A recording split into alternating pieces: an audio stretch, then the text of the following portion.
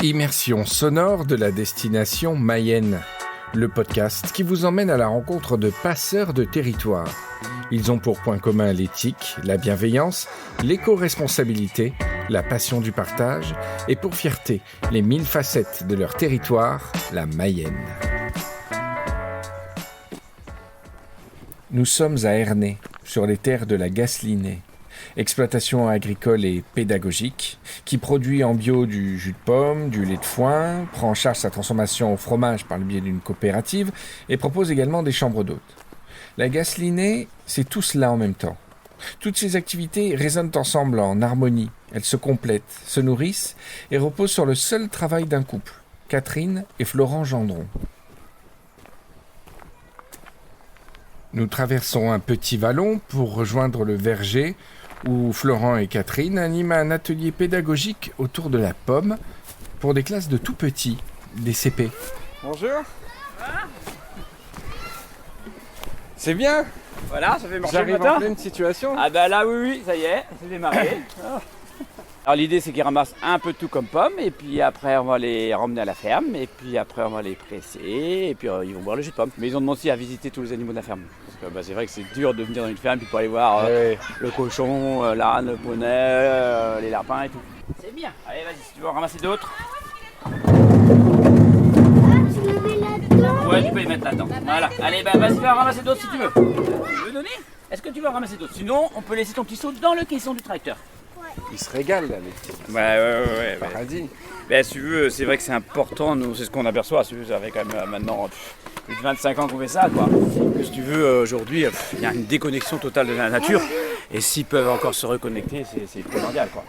Alors celle-là, on va peut-être pas la garder, tu vois, parce qu'elle est un peu abîmée et puis un peu pourrie, donc on va la donner, on la donnera, c'est peut-être des moutons qui la mangeront. D'accord. Le tracteur rentre le premier du verger avec les pommes et à notre petite procession joyeuse de rejoindre la ferme où va se poursuivre l'atelier découverte. Le chemin traverse toute l'exploitation familiale que Catherine et Florent ont repris il y a un peu plus de 30 ans. En 89, quand on s'est installé, si tu veux, on a osé mettre un projet d'accueil à la ferme dans le projet d'installation. Vous aviez cette volonté de partager dès le début en fait. Ah, dès le début. Oui, on C'est s'était marrant, ça. oui, toujours. Et pourquoi Ah oui. Parce que si vous d'éducation. oui, parce qu'on aimait trop le contact. C'était ça quoi. On s'est dit revenir à la ferme que faire de la production agricole. Non, moi je ne serais pas revenu quoi.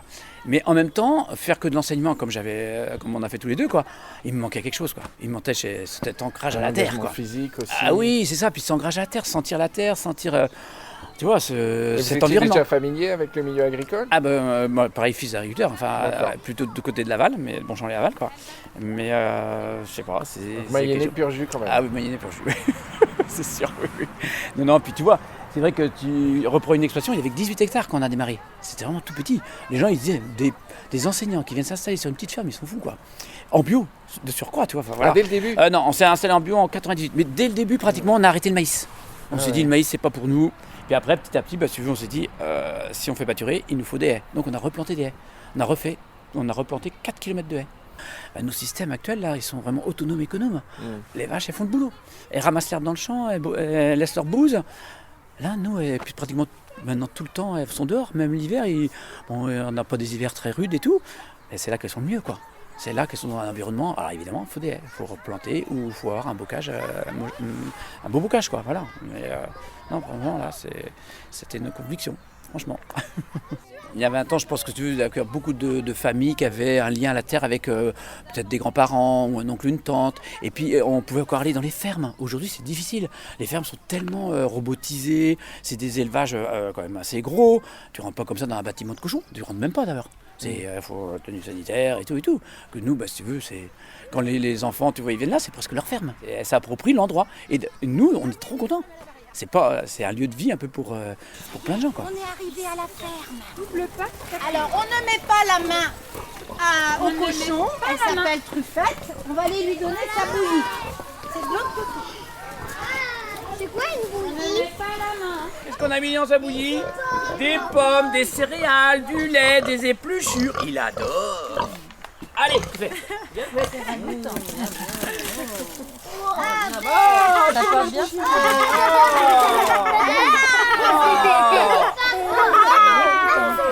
Et est-ce qu'elle grogne encore?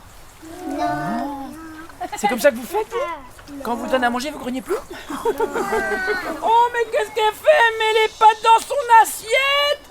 Mais elle mange comme un cochon! C'est normal, c'est un cochon! Ouais. Oh! Qu'est-ce que vous êtes à l'aise avec les gamins? Ah bah oui, c'est bon, tu sais, on le fait depuis un certain temps aussi. Mais je crois qu'avant, vous Eh ben, on était enseignant avant. Enfin, si tu veux, Catherine était... enfin, elle éducatrice de nos enfants, elle était institutrice. Moi, j'étais prof puis animateur, tu vois, c'est un peu pour ça aussi qu'on a... ça se sent, hein. Eh ben oui, c'est ça. Il faut quand même un peu avoir une fibre... Ah ouais. il faut pour les enfants. La Gaslinée est progressivement devenue une étape scolaire très appréciée dans le département, ce qui a parfois permis des retrouvailles étonnantes. T'as un instit qui est venu, je sais plus quand, il y a 3-4 ans peut-être, et il arrive là, il dit à ses enfants, vous savez les enfants, eh ben moi aussi je suis venu à la ferme pédagogique en tant qu'enfant, et vous voyez là, tout le long de la route, eh ben j'ai aidé à la planter, parce que c'est le thème de l'arbre. C'est fort, hein? C'est-à-dire qu'il n'y a pas un enfant du coin qui ne connaît pas... Presque, c'est fou. Qui... Oh si, enfin t'en as beaucoup, ouais. Proche, quoi. Tu vois des inséminateurs, que c'est la première fois que tu viens là, et il me dit, ah non. Je dis pourtant, je t'ai jamais vu. Ah oui, mais quand j'étais petit... Le moment est venu de goûter au porc. Dans une classe d'école buissonnière à ciel ouvert, faite de cagettes et de bottes de foin, Florent et Catherine vont poursuivre cet atelier sur la pomme.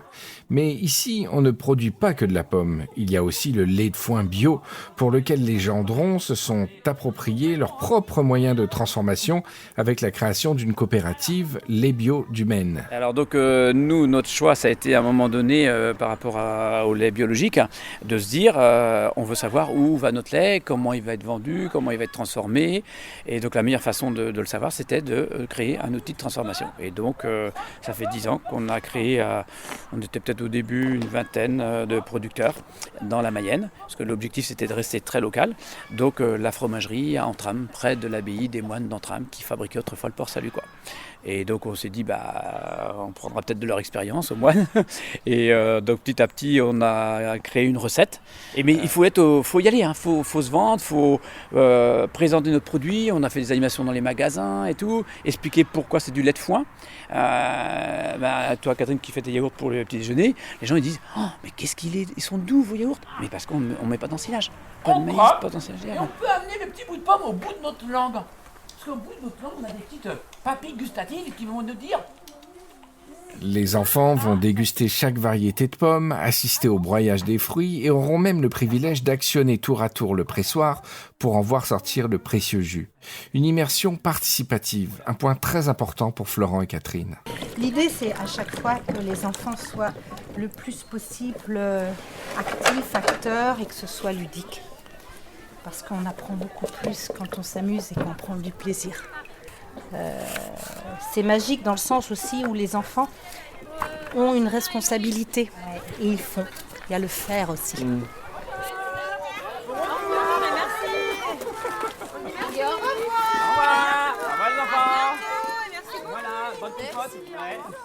Le groupe repart, mais la journée est loin d'être finie pour Florent et Catherine, car au-delà de l'exploitation, les chambres d'hôtes tiennent une place particulière dans leur activité. On a 3 chambres d'hôtes là, et oui, donc c'est l'accueil à la nuit ou plusieurs nuits, petit déjeuner compris. Donc petit déjeuner avec les produits de la ferme. Quelquefois, c'est pour soit se ressourcer. Vivre des moments ici, partager les activités de la ferme, encore plus quand il y a des enfants, parfois aussi avec les grands-parents. C'est parfois juste l'hébergement, tout le monde ne visite pas la ferme non plus. Hein. Mais quand même une bonne partie, c'est quand même la Mais demande. même s'il n'y a pas la visite de la ferme, il y a le fait de dormir au cœur de la ferme. Parce que c'est le bruit des animaux, du coq le matin. Le fermier qui appelle ses vaches. Allez. Et puis c'est vivant ici, en fait. Il y a toujours quelque chose qui se passe, parce que évidemment, avec les animaux, c'est vivant aussi. Puis il y a du monde qui passe. Donc le fait d'être là, comme disait une cliente, là, Catherine, elle disait c'est un lieu pluriel, en fait. C'est vrai que il y a beaucoup de gens qui passent. Passent et qui profitent et puis qui mettent la main à la pâte aussi. Hein. La Gaslinée est une véritable petite carte postale de la Mayenne. Et justement, comment Catherine et Florent définiraient-ils l'esprit mayennais ? Pour moi, l'esprit mayennais, c'est les gens qui sont quand même entrés dans un peu dans la terre quand même. C'est quand même un pays, un département rural, quoi. Et quand tu dis que tu es les gens, ah bah oui, moi j'ai eu un oncle, voilà, qui a eu une ferme. Il y a quand même toujours des origines qui reviennent un peu à la terre, quoi. Mais je pense qu'il y a la convivialité aussi. Hein. Ah oui, ça se ressent beaucoup parce que c'est, tu parlais de ruralité et je pense qu'il y a cette notion de partage et puis de convivialité.